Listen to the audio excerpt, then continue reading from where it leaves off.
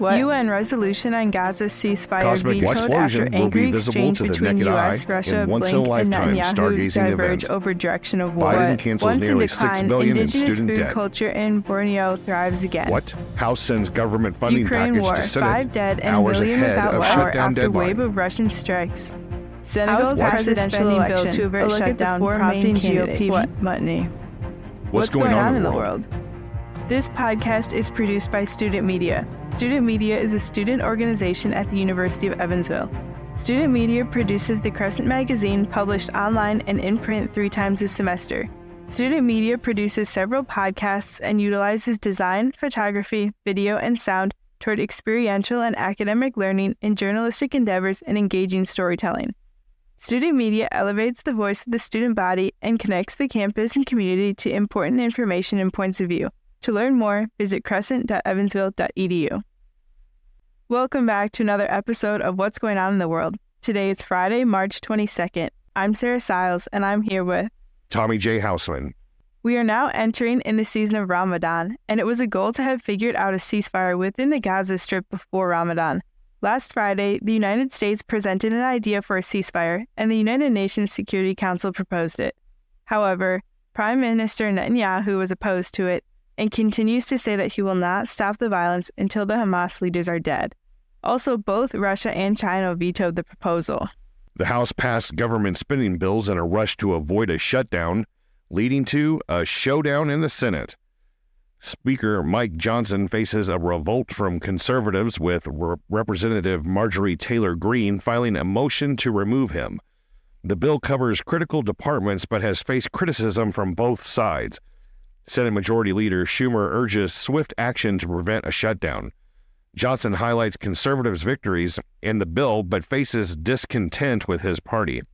The fate of the Speaker's leadership is uncertain amidst ongoing tensions. This follows previous funding measures, but disagreements persist. To summarize what's going on in the Senate and in our country, I'm going to move forward telling you about Trump's team reorganizing the RNC's donation system to prioritize funds for Trump's campaigns and legal bills. Using the RNC as a conduit, this year so far, he spent $8.5 million on legal fees from this fund. Conservative lawyer George Conway criticized the current Republican Party's divergence from its historical values. The House narrowly passed the necessary appropriations bill just before midnight, with Democrats providing the majority of the votes despite significant Republican opposition. House Speaker Johnson immediately recessed the House until April 9th after the bill's passage. Senate faced challenges in considering the House measure due to right-wing senators' refusal to give unanimous consent. Republican senators demanded votes on extremist amendments, potentially leading to a government shutdown for political gain. The delay caused the demand for amendments was exacerbated by personal circumstances, such as Senator Susan Collins needing to attend her mother's funeral. The passage of the appropriations bill prompted significant changes in the House, with Representative Kay Granger stepping down from chairing the Appropriations Committee.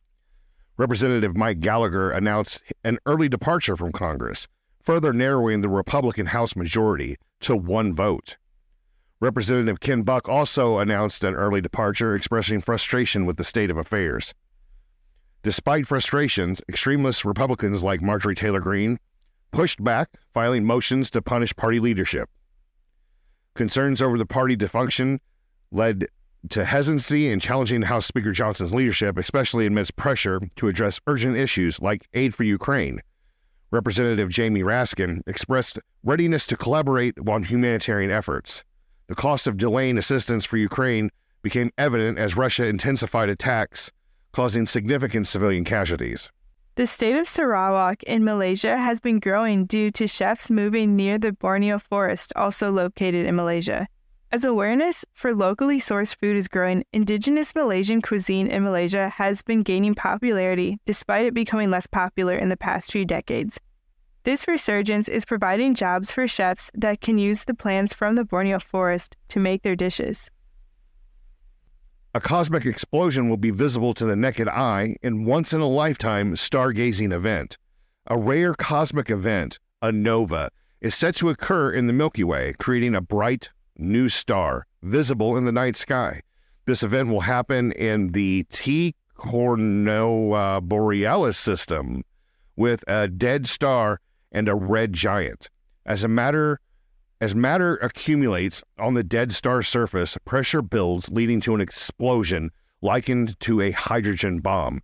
It's predicted to be visible to the naked eye and could happen anytime between now and September. Skywatchers are urged to monitor the Corona Borealis constellation for this once-in-a-lifetime event, as it may only occur every 80 years or so. Senegal will be holding its presidential elections this Sunday. It has been narrowed down to 4 people that have a chance of winning: 2 former prime ministers, a politician, and a co-founder and leader of an opposition party. Biden cancels nearly $6 billion in student debt. President Biden has announced the cancellation of nearly $6 billion in student debt for around 80,000 public service workers, including teachers, nurses, and firefighters. This move is part of an ongoing effort to address past administrative failures and provide relief to those entitled under the law. With over 870,000 public service workers now benefiting from debt cancellation, the administration aims to make higher education more accessible and reduce financial barriers to opportunity. Biden vows to continue using all available tools to deliver student debt relief and strengthen the economy.